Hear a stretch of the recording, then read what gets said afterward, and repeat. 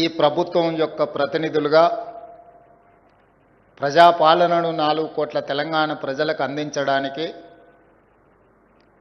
మీ శిక్షణ మీ అనుభవాన్ని పూర్తిగా వినియోగించడానికి ఈనాడు మీరందరూ సంసిద్ధులై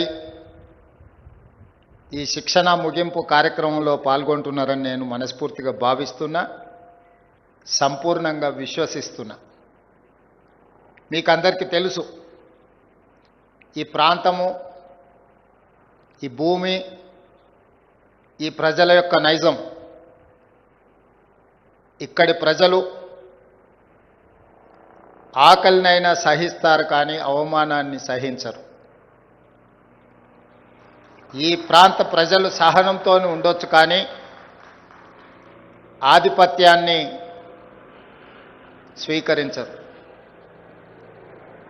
ఇది కొన్ని దశాబ్దాలుగా రాచరికం నుంచి ప్రజాస్వామ్యం వరకు ఈ ప్రాంత ప్రజలు, ఈ ప్రాంతం యొక్క విద్యార్థులు తండాలలో, గూడాలలో, మారుమూల పల్లెల్లోనే కాదు, ఉస్మానియా, కాకతీయ యూనివర్సిటీల నేపథ్యాన్ని మీరందరూ చూసిండ్రు.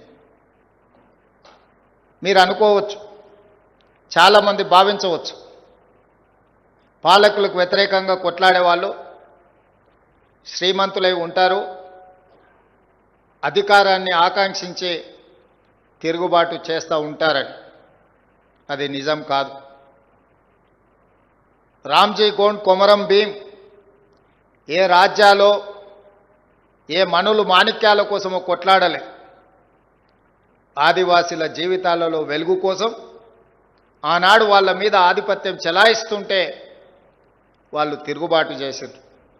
అంతకంటే వెనక్కి వెళ్తే కాకతీయ సామ్రాజ్యం మీద తిరుగుబాటు చేసిన, తలెత్తి నిలబడి కొట్లాడిన సమ్మక్క సారలమ్మ, జంపన్న గురించి నేను మీకు చెప్పాల్సిన అవసరం లేదు. ఈనాడు జనంలో నుంచి వచ్చిన వనదేవతలుగా ఈరోజు గౌరవించబడుతున్నారు. సమ్మక్క సారలమ్మ అంటే ఆనాడు కాకతీయ సామ్రాజ్యం చక్రవర్తులు వాళ్ళ మీద చెలాయించాలనుకున్న ఆధిపత్యానికి ఎదురొడ్డి నిలబడ్డానికే ఈనాడు వాళ్ళు వనదేవతలై మనం ప్రత్యక్షంగా వాళ్ళని కొలుస్తున్నాం.